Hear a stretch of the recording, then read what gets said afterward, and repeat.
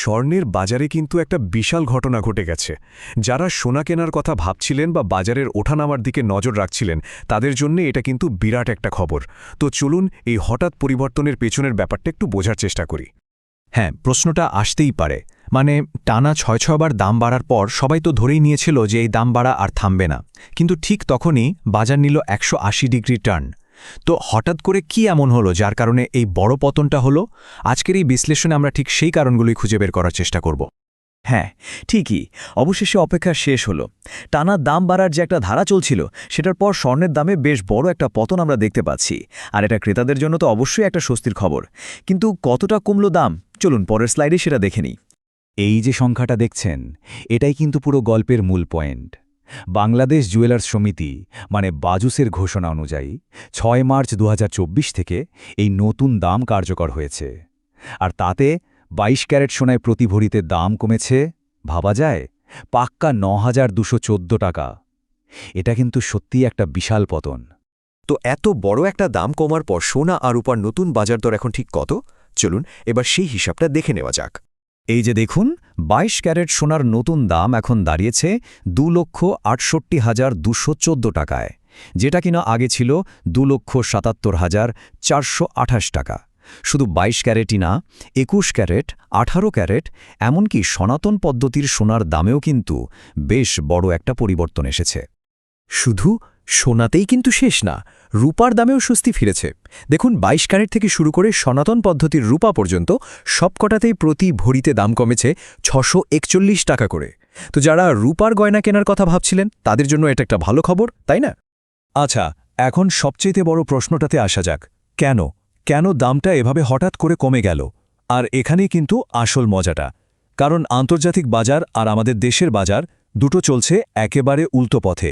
চলুন পরের স্লাইডে বিষয়টা আরও পরিষ্কারভাবে বুঝে নেই। ব্যাপারটা আসলেই খুব ইন্টারেস্টিং, তাই না?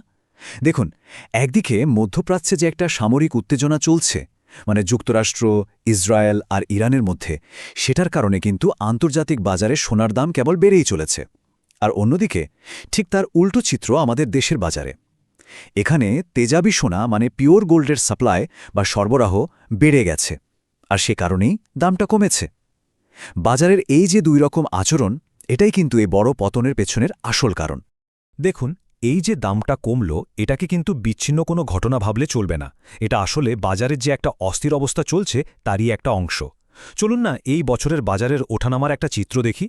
শুধু এই পরিসংখ্যানটাই বাজারের অবস্থা বোঝানোর জন্য যথেষ্ট। ভাবুন একবার, এই বছরে এখন পর্যন্ত সোনার দাম পরিবর্তন করা হয়েছে মোট ৩৭ বার, যার মধ্যে ২৪ বারই দাম বেড়েছে আর এইবার সহ মোট ১৩ বার দাম কমেছে। এই তথ্যটাই কিন্তু বলে দিচ্ছে যে বাজারটা কতটা আনপ্রেডিক্টেবল, মানে যে কোনো সিদ্ধান্ত নেওয়ার আগে কতটা ভাবতে হবে।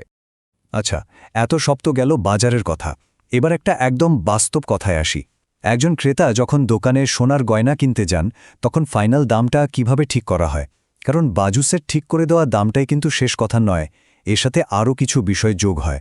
এখানে খুব সহজ করে ৩টা স্টেপ দেখানো হয়েছে।